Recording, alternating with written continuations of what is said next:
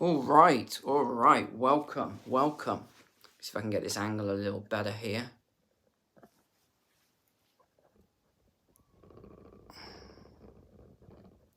Okay, that's a better angle. So we're going to get into today this stuff.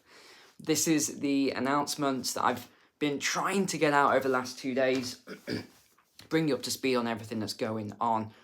But because the news was so insane yesterday, I'm late to the party on this one. So what I'm going to do is I'm going to analyze it for you and just explain. I've summarized maybe 20 articles on all of this so that you don't need to read all of this. I've just summarized it, got the key points, and you can watch it. So yeah, good morning, everyone. Top of the morning, indeed. Welcome to my friends towards Australia, I guess we'd say, who normally miss the live streams. So yeah, we got a lot.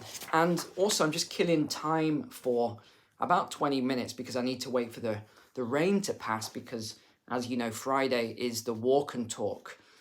So we just need to wait for the rain, and I'm going to head out and do the walk and talk, which is going to be an interesting one. It'll be out at 6 p.m. this evening. We're going to talk about some crazy stuff, actually. Crazy.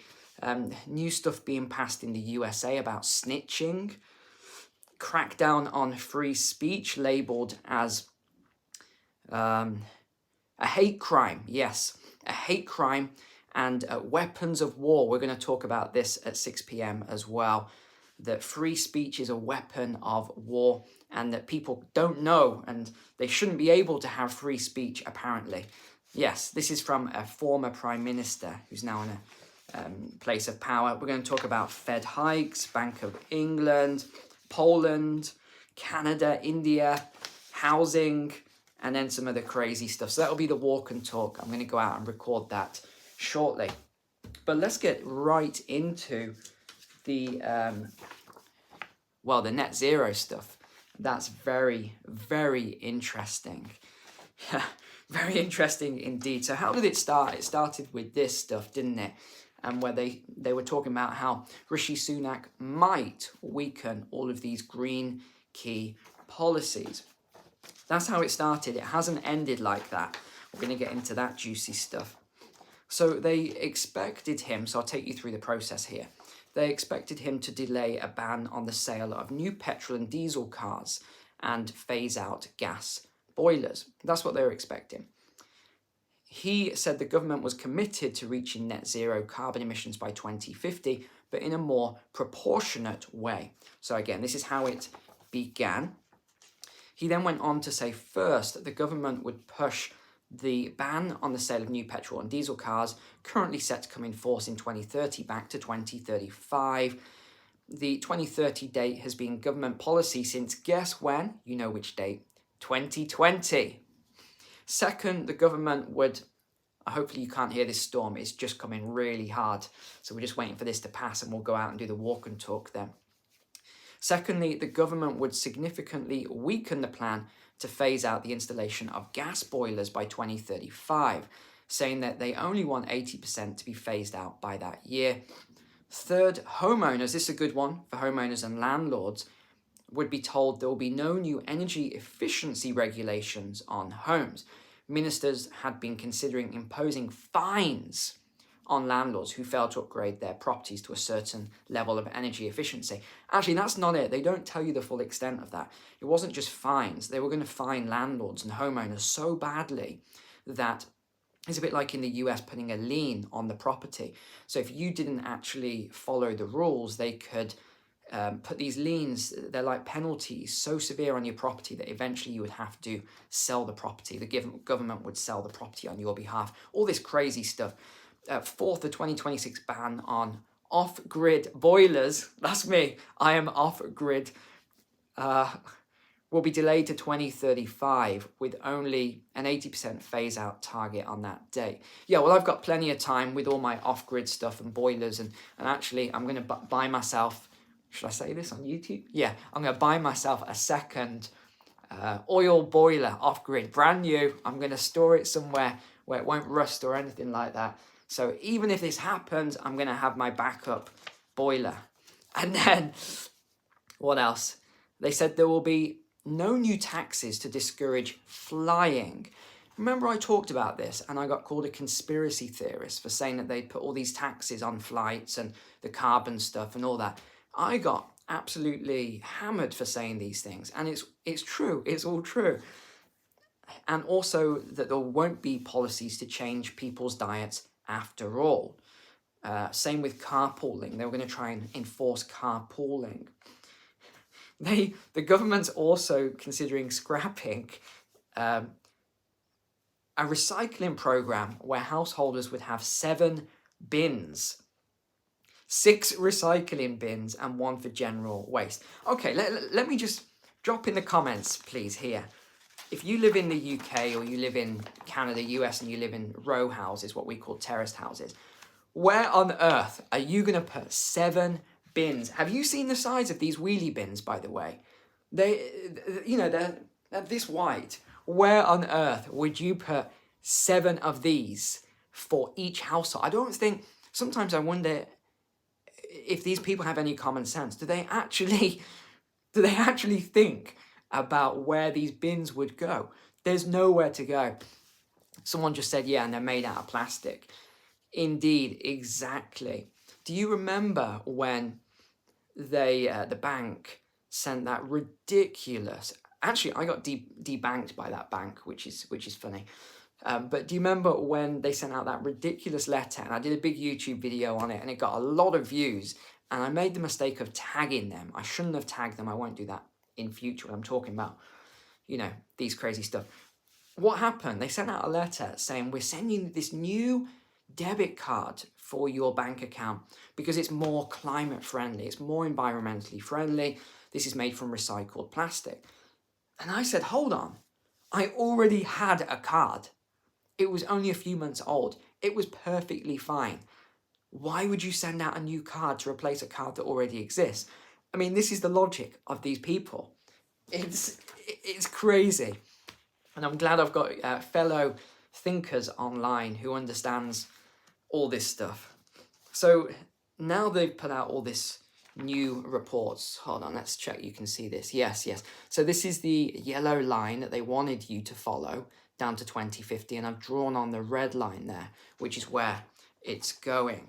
So it was carbon net zero by 2050. Now, the Labour government of the UK, who looks like they might come in next, let me know your thoughts on that, whether you're a Labour or Conservative fan, but I'm guessing most of you are neither, like me, I'm neither.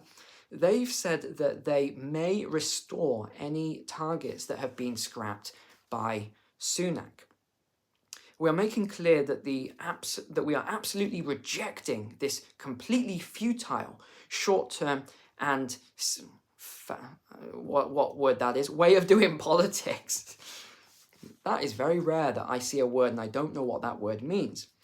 Conservative MP Chris Skidmore, the former chairman of the UK's government net zero review, said diluting green policies would cost the UK jobs, inward investment and future economic growth that could have been ours by committing to the industries of the future. Now, there's 2 things there. Number one, you've got to look at, in fact, I'll talk about this in a little while, but you've got to look at where all of this money goes to. I did, as I always do, just a very simple calculation for you. So I've done a calculation, and I'm going to show you what this would actually cost.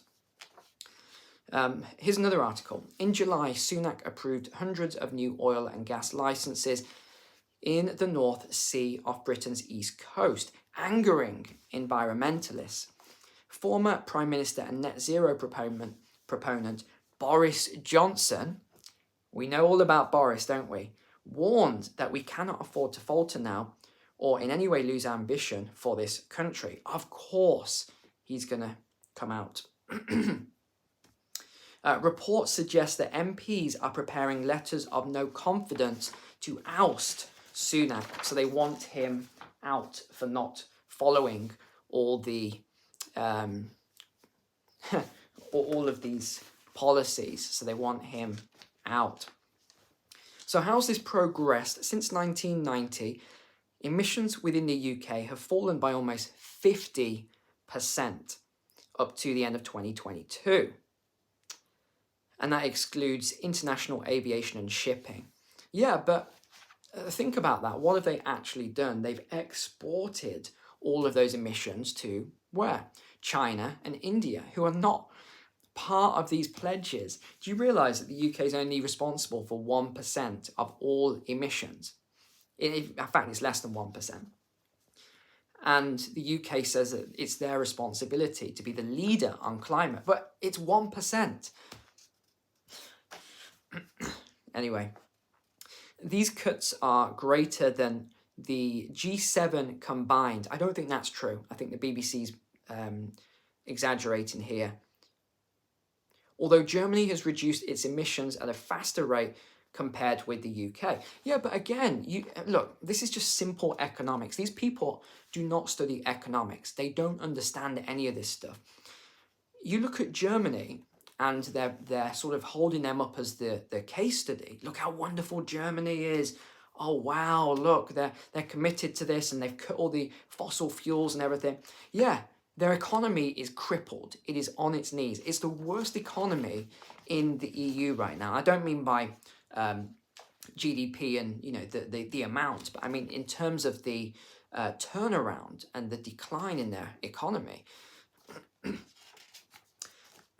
The government has bold plans to continue this decarbonisation process, but achieving net zero means cutting emissions across all sectors of the economy. It goes on to say that the public need to feel the pain. Do we? I don't think so. I mean, I'd rather not feel any pain, if that's okay with you.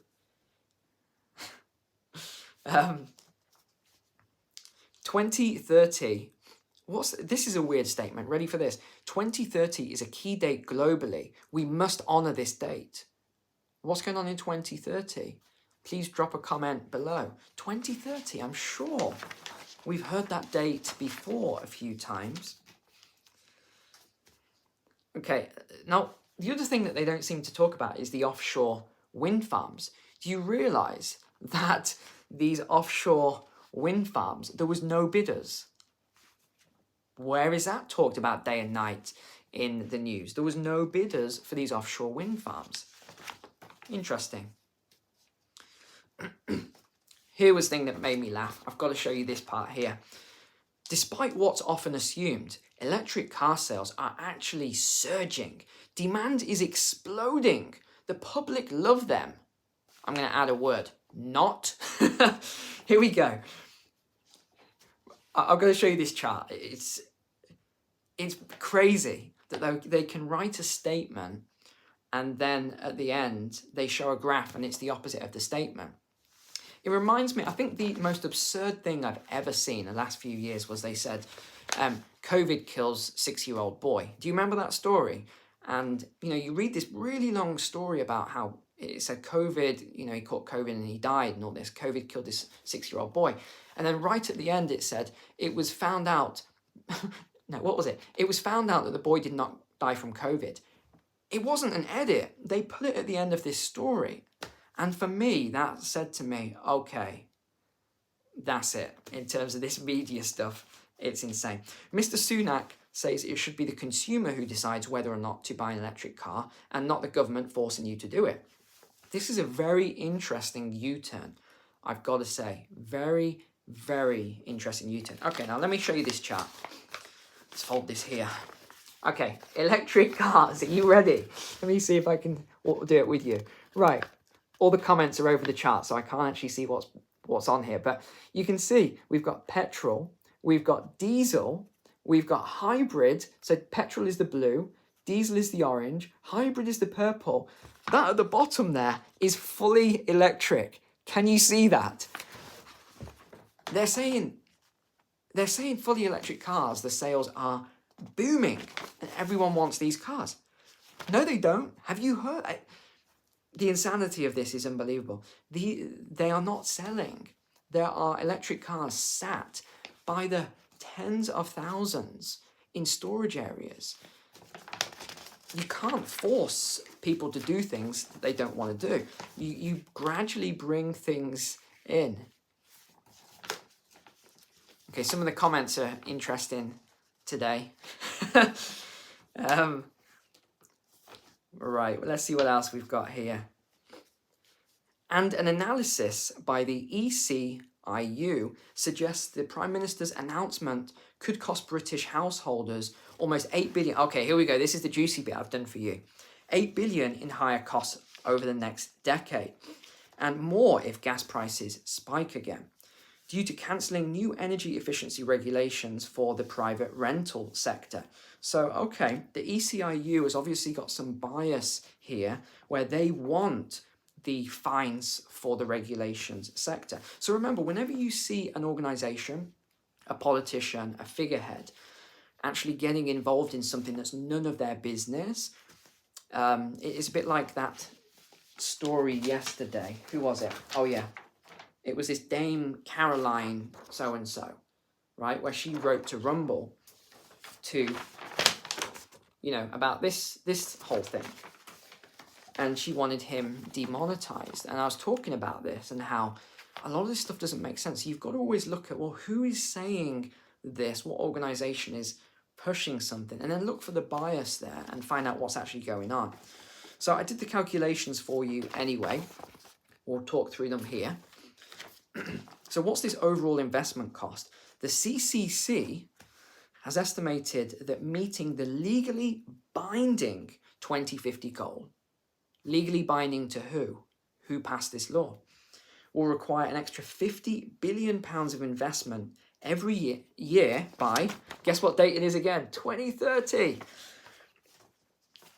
They claim that this is what the public wants. Really? Yeah, the public wants to be even poorer and fund £50 billion per year, because it is the public that funds it, remember. So I did a quick calculation for you. There are 28 million workers in the United Kingdom, so these are taxpayers. You divide that into £50 billion, that comes to £1,785.71 per person per year, or £148.81 per month. Now again, these are just rough calculations here. So they are saying that you, as a taxpayer, are demanding to pay £148.81 per month, or £1,785.71 pence per person per year, to private companies to build renewable energy for you so that you can make your energy bills cheaper in 2035. Think about that for a second. That's in 12 years' time. It's interesting how no one ever does this logic and calculations anymore. So drop a comment below. Is that how you feel? You want to pay an extra almost £1,800 a year right now so that you can save an extra £100 or something a year in 2035. Clown world, ladies and gentlemen. And remember, where does that money go? It goes to private companies. Then what happens? It creates profit. Then what happens? The profit is distributed to shareholders of those private companies. It's very simple when you follow the money and you follow the logic. I'm probably talking too much logic here, actually. Let's see how this video does.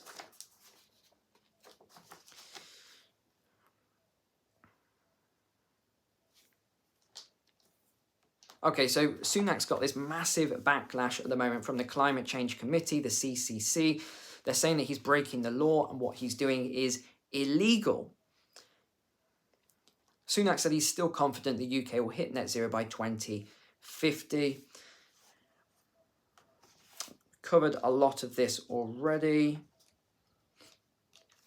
Okay, so the CCC is saying that the UK's attempts to achieve net zero are worryingly slow. Yeah, but have you seen what they actually want, the CCC?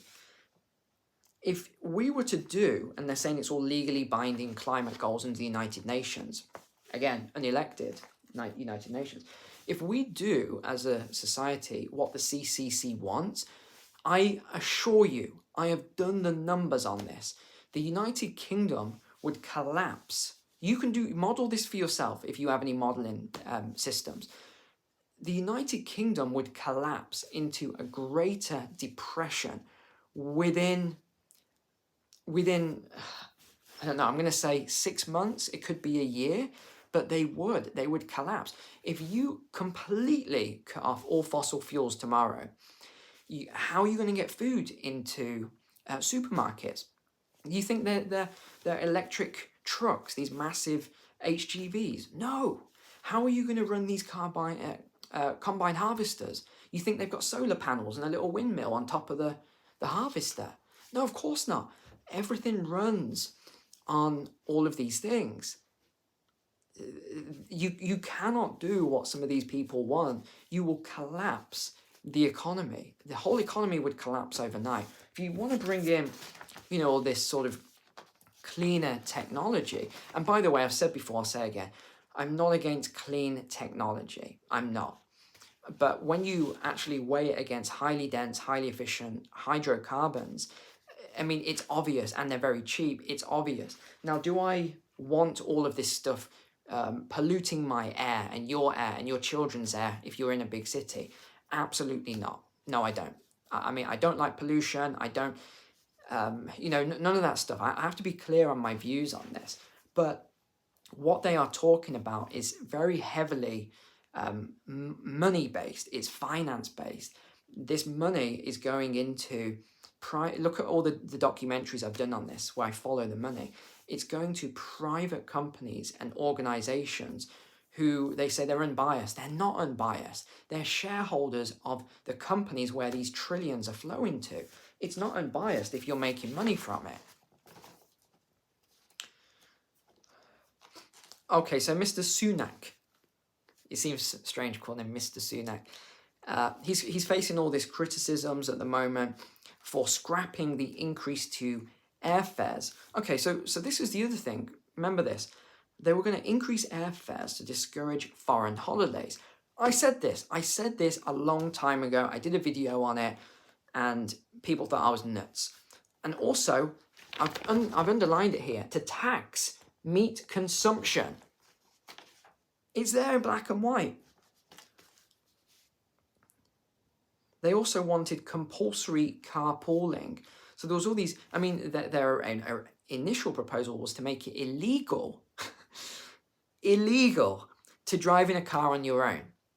I mean, it's crazy.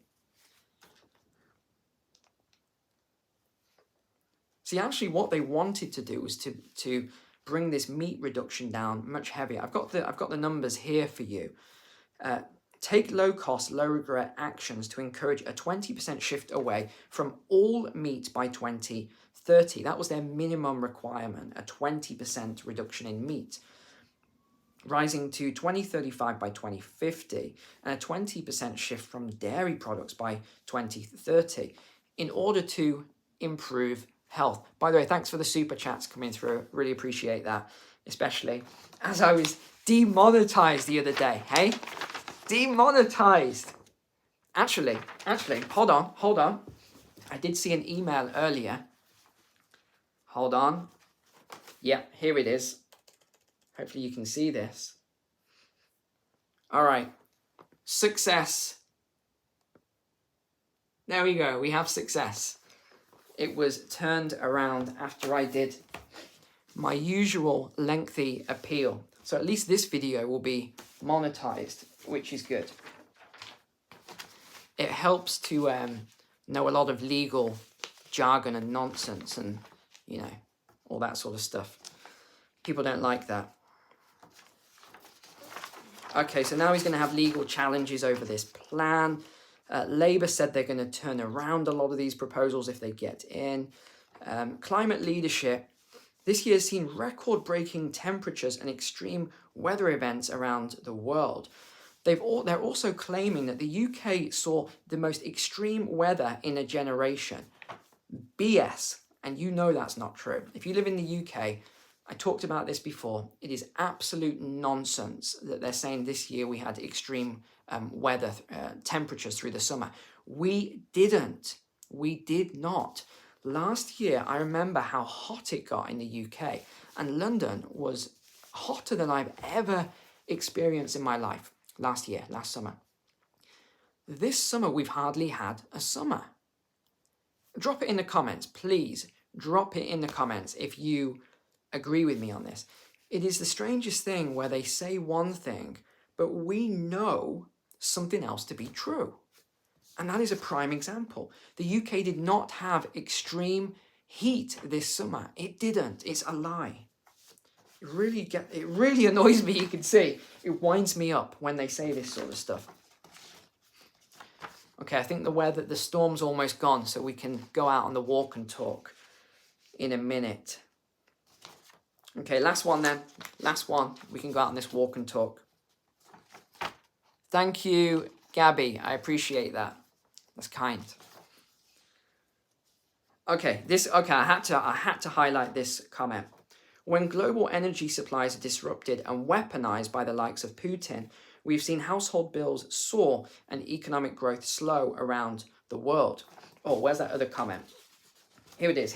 You ready? By Putin cutting off the energy, he has weakened our economy and that of Europe. Again, am I living in the Twilight Zone? They sanctioned the energy and said we need to cut off the funding to Russia for the conflict in Ukraine. That is a fact. That is what happened. And now they are saying that Putin cut off the energy from Russia to the UK and to Europe. That didn't happen. The governments of Europe and the UK cut off the energy. Right? Am I wrong on this? Please drop a comment below if you think I've got this wrong.